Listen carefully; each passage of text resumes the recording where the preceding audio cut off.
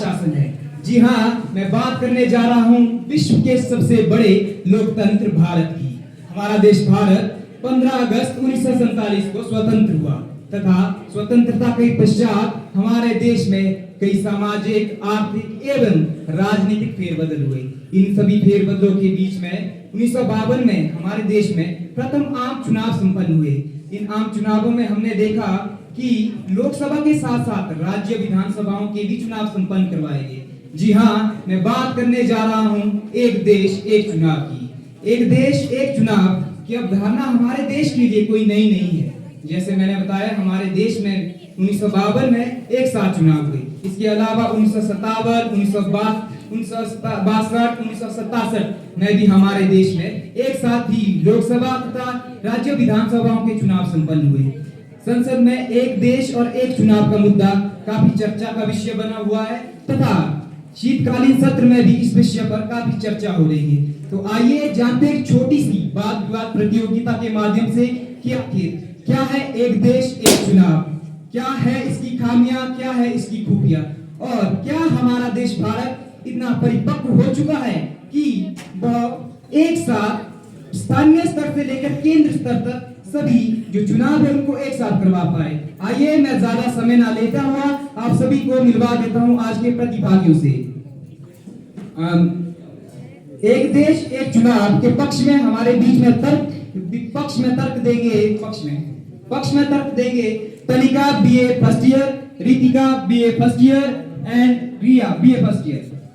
और इसके विपक्ष में हमारे बीच में प्रतिभागी है Pallavi BA final year and Pratiksha BA final year, Rahul Thakur BA second year.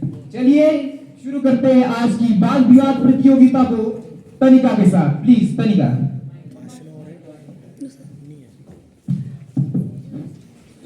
व्यवहारिक हो अब यह चर्चा, एक देश एक चुनाव ही अच्छा, समय संसाधन न धन हो बर्बाद, एक बार चुनाव से ही देश आबाद, एक बार चुनाव से ही देश आबाद। नमस्कार, मैं तनिका ठाकुर संविधान दिवस के उपलक्ष्य पर अपने एक राष्ट्र एक चुनाव विषय के तर्क में अपने कुछ विचार रखना चाहती हूँ। भारत एक विशाल लोकतांत्रिक देश है जहाँ हर वर्ष किसी न किसी राज्य या केंद्र शासित प्रदेश पर चुनाव होते रहते हैं।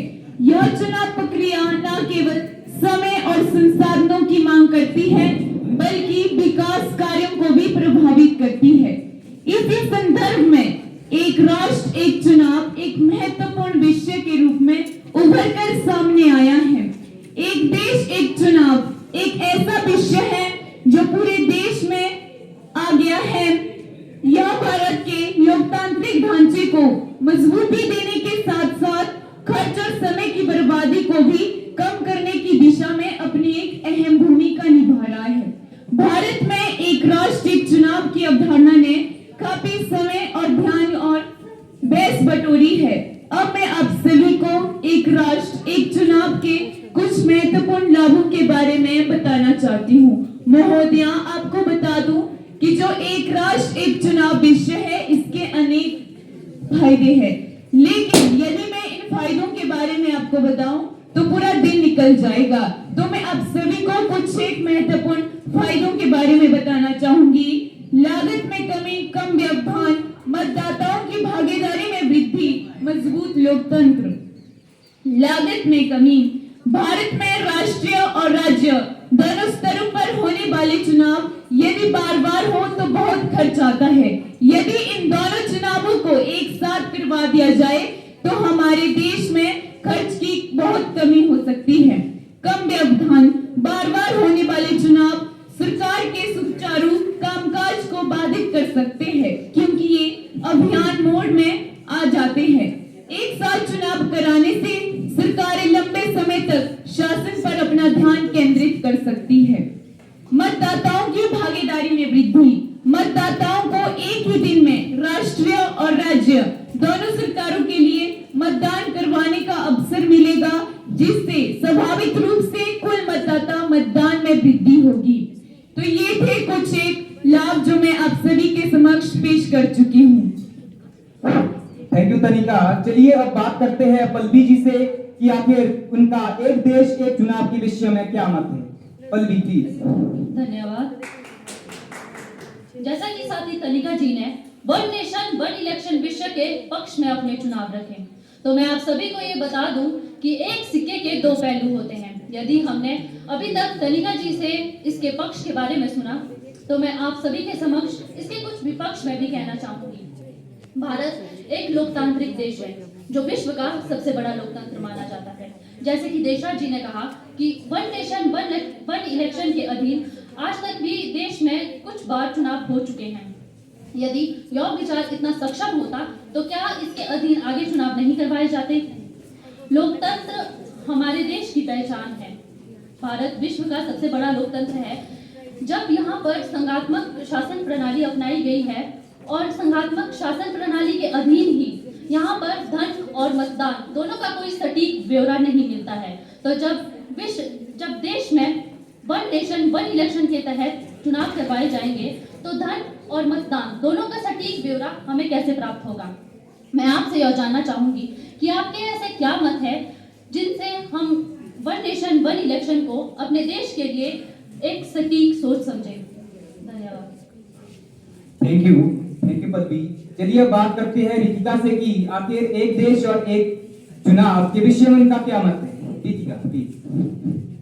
मैं अपने मतों से आपको ये आश्वासन करवाना चाहती हूँ कि वन नेशन वन इलेक्शन हमारे देश में जरूर आना चाहिए, क्योंकि वन नेशन वन इलेक्शन आने के कारण हमारे देश में विकास कार्यों में काफी तेजी आएगी। दरअसल हमारे देश में प्रत्येक वर्ष 4 से 5 राज्यों में विधानसभा चुनाव होते हैं और इन्हीं विधानसभा चुनाव के तहत जिन भी राज्यों में चुनाव होते हैं वे वहाँ उन राज्यों में आचार संहिता लागू हो जाती है, जिसकी वजह से विकास योजनाओं में काफी दुविधा उत्पन्न हो जाती है। कई बार तो चुनाव के पश्चात सत्ता बदलने के बाद बहुत सी ऐसी विकास योजनाएं हैं जो आधे में ही लटक जाती है। यदि हमारे देश में वन नेशन वन इलेक्शन लागू हो जाएगा तो 5 साल में एक ही सरकार होगी और वो सरकार अपने सारे कार्य आरामदायक पूर्वक कर सकेगी और वन नेशन वन इलेक्शन लागू होने से अधिकारियों, कार्यकर्ताओं, सुरक्षा बलों के समय और ऊर्जा में बचत होगी। बार-बार इलेक्शन होने के कारण स्कूल, कॉलेज और अन्य सरकारी संस्थाएं व पुलिस बल के अन्य कर्मचारी बहुत ही व्यस्त रहते हैं। यदि 5 साल में एक बार चुनाव होंगे तो ये सारी संस्थाएं, सरकारी संस्थाएं, स्कूल, कॉलेज और अन्य संस्थाएं जो भी है ये अपना कार्य आसानी से कर सकती है और इनके समय में भी बचत होगी। वन नेशन वन इलेक्शन लागू होने से हमारे देश में ऊर्जा का भी बचत होगा। हम देखते ही है कि सरकारी मशीनरी का इस्तेमाल इलेक्शन में होता है और यदि 5 साल में एक ही बार इलेक्शन होगी तो सरकारी मशीनरी का इस्तेमाल भी एक ही बार होगा और इससे ऊर्जा में भी बचत होगी। धन्यवाद। Thank you Ritika. चलिए अब रुक करते हैं प्रतीक्षा की ओर और अब जानते हैं कि क्या आप रितिका के मतों से सहमत है या नहीं। जैसा कि आपने कहा कि वन नेशन वन इलेक्शन से अधिकारियों, कार्यकर्ताओं, मतदाताओं की समय की बचत होगी, हम आपकी इस बात से सहमत हैं। लेकिन जितना बड़ा हमारा राष्ट्र है और जिस हिसाब से हमारे राष्ट्र में चुनाव या मतदान प्रक्रिया होती है, तो क्या आपको लगता नहीं है कि आपको नहीं लगता है कि यदि वन नेशन वन इलेक्शन करवाए जाएंगे तो इन कार्यकर्ताओं, सुरक्षा बलों का अधिक समय लगेगा। हमारे देश बहुत बड़ा है, यहाँ चुनावी प्रक्रिया विभिन्न चरणों में करवाई जाती है और जिनको करवाने में काफी लंबा समय लग जाता है। हमारे देश में जहाँ केंद्र के चुनाव करवाने में ही कई महीने लग जाते हैं, तो आप खुद ही अनुमान लगाइए यदि केंद्र और राज्य दोनों के चुनाव एक साथ करवाए जाएंगे तो उसमें कितना समय लगेगा। और रही बात विकास की, तो एक राष्ट्र एक चुनाव से राज्य विधान पालिका पर केंद्र का प्रभाव बढ़ेगा। इससे क्षेत्रीय प्रभुसत्ता खतरे में आ जाएगी और राज्यों की शक्तियां जो है छीन ली जाएगी। महोदय, वर्तमान में बार बार होने वाले चुनाव मतदाता को अपनी आवाज अधिक बार सुनाने की अनुमति देते हैं, इसलिए सरकार जनता के हितों के प्रति जवाबदेही होती है और वो लापरवाह नहीं चाहती। और अब यदि एक राष्ट्र एक चुनाव करवाएंगे तो यह जवाबदेही जो समाप्त हो जाएगी। हमारे देश में अगर एक राष्ट्र एक चुनाव करवाए जाएंगे तो इससे राष्ट्रीय मुद्दों के सामने राज्यों के मुद्दे समाप्त हो जाएंगे, दब जाएंगे। तो इसमें आपको कहाँ विकास नजर आता है? थैंक यू प्रतीक्षा। चलिए अब रुक करते हैं रिया की ओर और उनसे जानते हैं कि एक देश और एक चुनाव क्या है आखिर उनके मत। रिया प्लीज। जैसा कि मेरे साथी वक्ता ने भी एक राष्ट्र और एक चुनाव के बारे में काफी सारे फायदों के बारे में बता दिया, तो मैं भी कुछ फायदों को आपसे अवगत कराना चाहूंगी। इससे जो है गवर्नमेंट में स्टेबिलिटी आएगी। आपने देखा होगा जब भी चुनाव आते हैं तो सरकार मेजर डिसीजन लेना भूल जाती है। इसका कारण है मॉडल कोड ऑफ कंडक्ट लागू हो जाता है। जब भी देश में चुनाव होते हैं, हर साल हर बार कहीं ना किसी राज्य में चुनाव होते हैं और जिससे जन कल्याण संबंधी जो परियोजनाएं हैं उन्हें लागू करना असंभव हो जाता है। क्या आप ये चाहते हैं कि सरकार हर साल चुनाव करवाती जाए और जन कल्याण संबंधी जो परियोजनाएं हैं उनको लागू ना करे? दूसरा है वोटर एंगेजमेंट। आपने देखा होगा जो हाल ही में चुनाव हुए हैं उनमें 97 करोड़ जनसंख्या मतदाता की सूची में थी, जिसमें से केवल 66% जनसंख्या ने ही भाग लिया और जो 34% जनसंख्या थी अगर वो चुनाव में भाग लेती तो वो अपनी सरकार खड़ी कर सकती थी। कारण है कुछ बच्चे पढ़ाई के कारण बाहर रहते हैं, कुछ लोग जॉब के कारण बाहर रहते हैं। ऐसा तो हो नहीं सकता। जब पंचायती लेवल के चुनाव हो वो घर आए, लोकसभा के चुनाव हो वो घर आए और विधानसभा के चुनाव हो वो घर आए। वो मतदान में भाग लेने से अच्छा समझते हैं अपनी पढ़ाई जारी रखना। यदि सारे चुनाव एक बार करवाए जाएं तो इससे मतदाता की सूची बढ़ेगी। और आपने देखा है जब भारत आजाद हुआ था तो पहले आम चुनाव 1952 में करवाए गए थे। चार आम चुनाव 1952, 1957, 1962 और 1967। ये जो 4 आम चुनाव है ये भी एक राष्ट्र और एक चुनाव के अधीन ही करवाई गई थी। तो ऐसी क्या परिस्थितियां हैं कि उस समय एक बार ही चुनाव करवाए गए और ऐसी क्या परिस्थितियां हैं कि आज ये एक राष्ट्र और एक चुनाव के कॉन्सेप्ट को भारत नहीं अपना सकता? थैंक यू रिया। चलिए अंत में बात करते हैं राहुल ठाकुर से और जानते हैं कि क्या वो रिया के विचारों से सहमत है या नहीं। राहुल ठाकुर प्लीज। देखिए, मैं मानता हूं कि पहले 4 आम चुनाव 1952, 1957, 1962, 1967 में लोकसभा तथा विधानसभा के चुनाव एक साथ हुए, परंतु उस समय की जनसंख्या और वर्तमान समय में मतदाताओं की जनसंख्या में दिन रात का फर्क। एक साथ चुनाव होने से राजनीतिक पार्टी को प्रचार प्रसार को जनता की समस्याओं को सुनने में दोगुना समय लगेगा तथा कोड ऑफ कंडक्ट में वृद्धि करनी पड़ेगी।